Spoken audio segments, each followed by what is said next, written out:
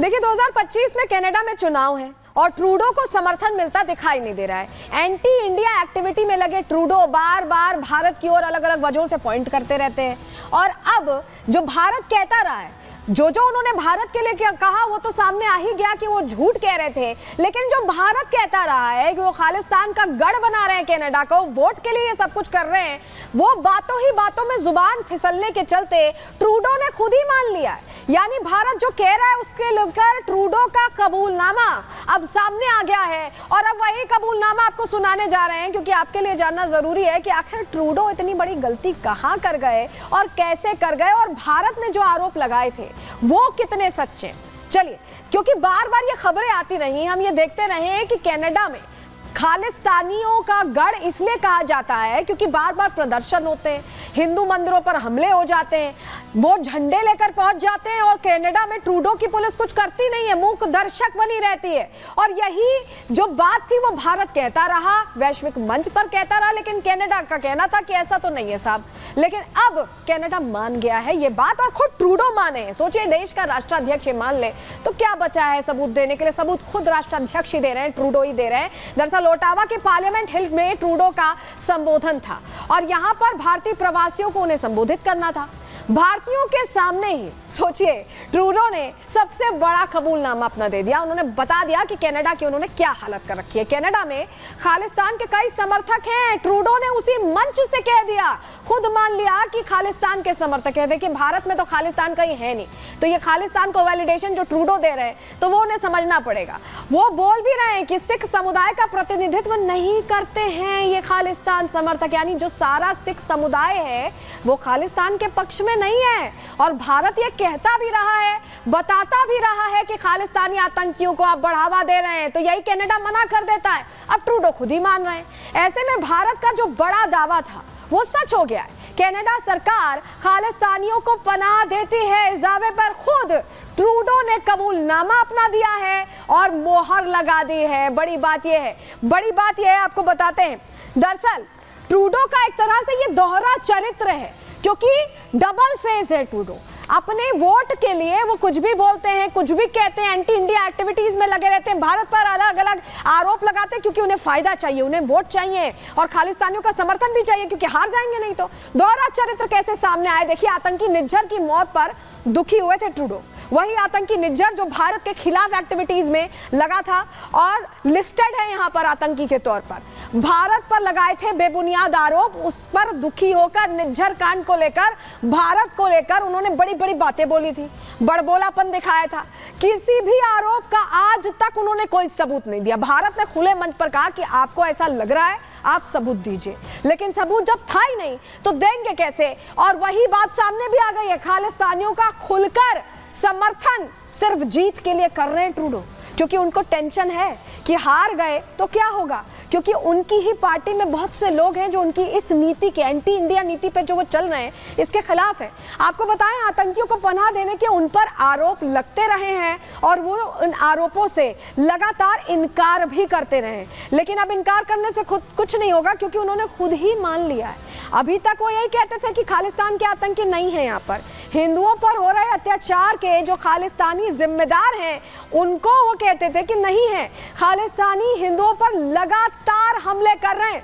हिंदू मंदिरों पर हमले होते हैं, हिंदुओं पर अगर वो जा रहे होते हैं पूजा करने तो हमले होते हैं। हम यूं ही नहीं कह रहे हैं, जरा आपको तस्वीर दिखाते हैं, क्योंकि अभी हाल ही में हिंदू महासभा में हमला हुआ।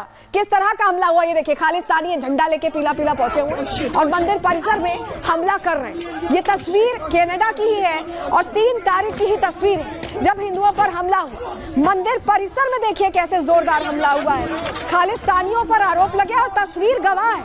ऐसा नहीं कि सिर्फ आरोप लग रहे हैं, तस्वीर बता रही है।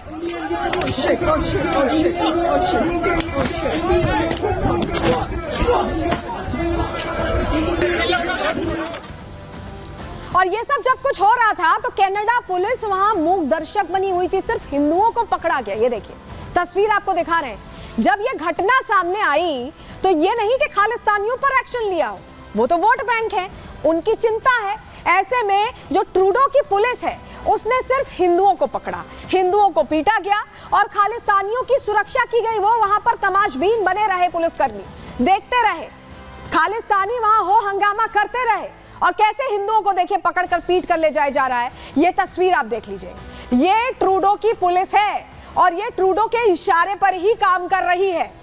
लेकिन आपको बताते हैं कि अभी जो हम तस्वीर आपको दिखा रहे हैं, कितनी कार्रवाई अब तक हुई है या सिर्फ दिखावे की कोशिश हुई है, आप जानकारी सुनिए और खुद तय करिएगा। 3 नवंबर को देखिए ब्रैम्पटन में हिंदू मंदिर पर हमला हुआ, हमने आपको तस्वीर भी दिखा दी।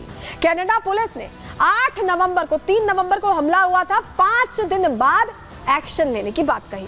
ये दावा किया कि एक्शन लिया गया है साहब। क्या एक्शन लिया गया है? एक खालिस्तानी को गिरफ्तार किया गया। इतने सारे तो हमने आपको तस्वीर में दिखा दिए, इनको नहीं दिखाई दिए। सिर्फ एक खालिस्तानी को गिरफ्तार किया गया, 35 साल का इंद्रजीत गौसल अरेस्ट किया गया। पूरी घटना में सिर्फ इनको एक खालिस्तानी दिखाई दिया। इंद्रजीत पर हथियार से हमला करने का आरोप लगाते हुए उसे पकड़ा गया और गिरफ्तारी के कुछ ही घंटे बाद, हैरानी इस बात पर होती है, पहले तो उन्हें एक ही खालिस्तानी दिखाई दिया, चलिए एक दिखाई दिया, उसको पकड़ा, लेकिन कुछ ही घंटों बाद रिहाई भी कर दी गई। आखिर रिहाई ऐसे क्यों कर दी गई?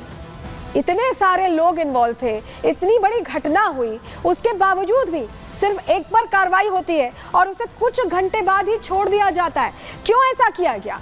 चलिए इसका जवाब हम आपको दे देते हैं, क्योंकि यहाँ पर जानकारी ये मिल रही है कि जो पकड़ा गया था ना, उसका पन्नू से, आतंकी पन्नू से सीधा कनेक्शन था।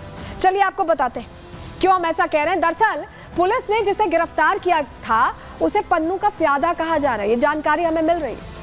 इंद्रजीत गौसल सिख फॉर जस्टिस से जुड़ा हुआ है, ये सूत्रों के हवाले से हमें जानकारी मिली। सिख फॉर जस्टिस आतंकी गुरपतवंत का संगठन है। इंद्रजीत पन्नू के जनरल काउंसिल का सदस्य है, ये भी जानकारी मिली सूत्रों के हवाले से। वहीं निर्झर के बाद इसे ही लेफ्टिनेंट बनाया गया। सिख फॉर जस्टिस के रेफरेंडम का काम गौसल ही देखता था। क्या यही वजह है कि तुरंत छोड़ दिया गया कुछ ही घंटों बाद? क्या हिंदुओं पर हमला पन्नू की साजिश थी? ये सवाल इसीलिए क्योंकि गौसल इसमें इन्वॉल्व था। पन्नू के दबाव में क्या इंद्रजीत की रिहाई हुई है?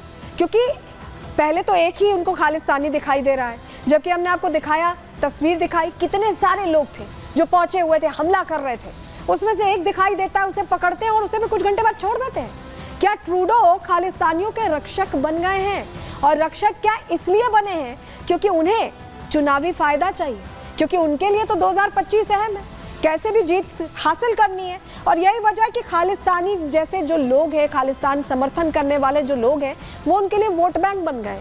लेकिन एंटी इंडिया एजेंडा चलाते चलाते ट्रूडो अपने ही जाल में फंसते दिखाई दे रहे हैं।